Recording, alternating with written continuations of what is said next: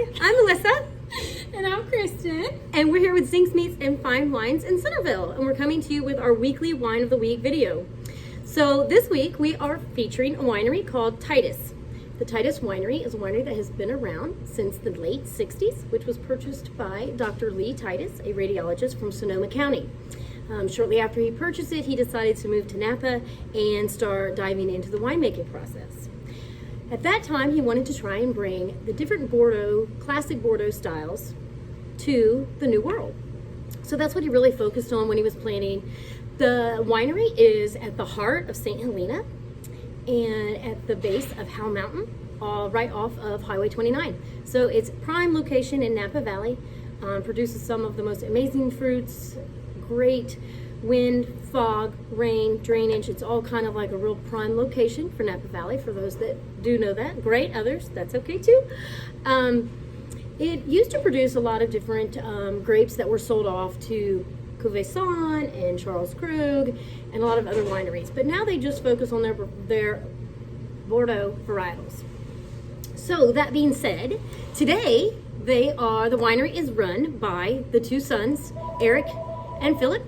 Philip is the winemaker, and then Eric kind of runs the show, I guess, does all the other marketing and all that kind of stuff. Philip focuses a lot on the being a self-sustainable farm.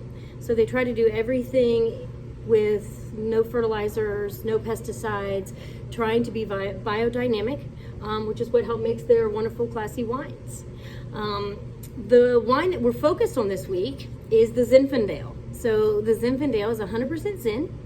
The vines were actually planted in 1977 by the family, and over the past 40 years they have done a lot of wonderful things on how they actually treat these vines that make them different. They're very delicate vines, so you have to be very careful with your Zin vines, and so what they do is they do all hand picking, all hand sorting, all hand pruning.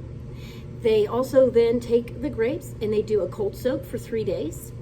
From there, they do a 12-day skin on contact where they allow the skins to stay and rub on each other to add the little bit of the prune flavors that you find in a Zin, kind of like what you would find in a really, really deep Zin.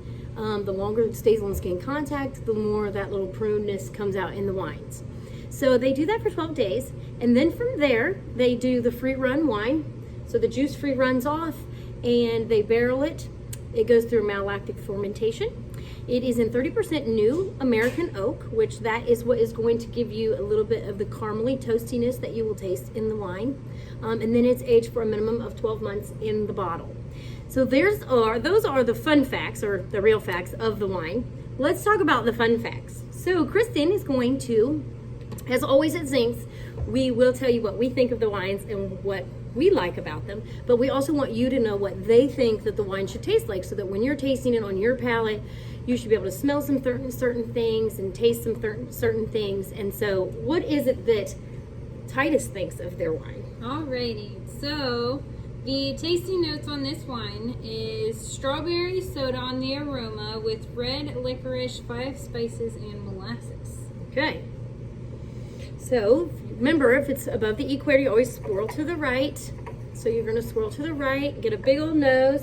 You definitely get the toastiness smell to it, like almost like a toasted marshmallow sweet. Yes, you definitely get the toast from the oak, and you kind of a little bit of that sweetness, I think is where they're coming with the molasses, where there's that big sweet nose coming at you. But then when you taste it,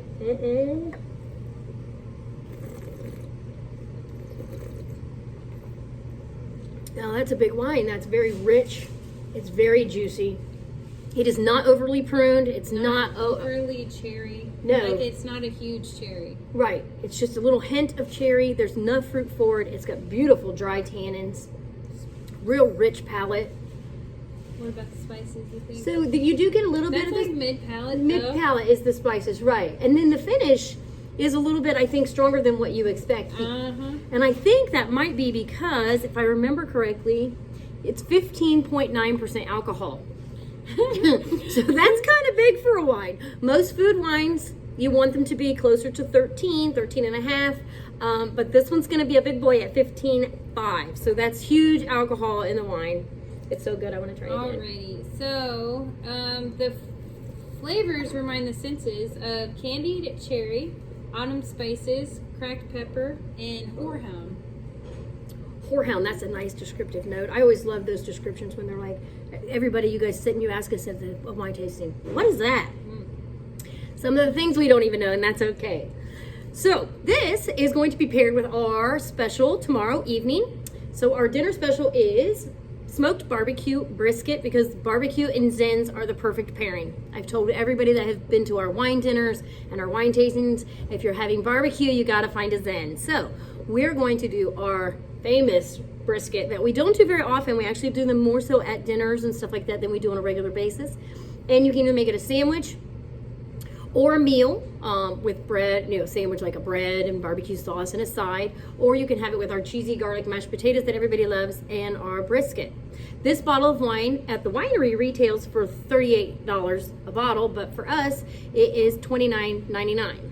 Now, one of the coolest things that I think about this wine, other than the fact that it's delicious, and maybe because I get to judge the Cincinnati Wine Festival, this makes me even happier, but this year at the judgment of the 30th anniversary of the Cincinnati Wine Festival. Unfortunately, of course, because of our social distancing, we didn't get to host the wine festival this year. However, we still did the judging process long before that.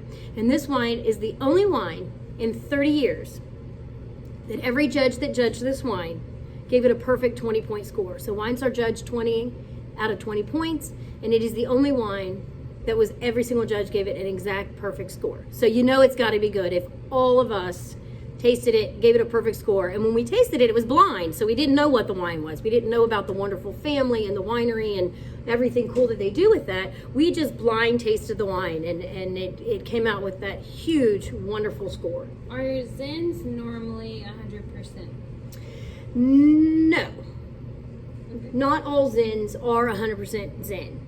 Zins, you have to be really good at blending Zinfandel and blending the right the seasonings, the right spices, the right aging process. How long do you leave it on oak? How long do you do this? Because if you let the fruit stay on the vine too long, it turns into a raisin flavor. So, which is the pruny. Which is the real pruny, kind of like an Italian Amarone.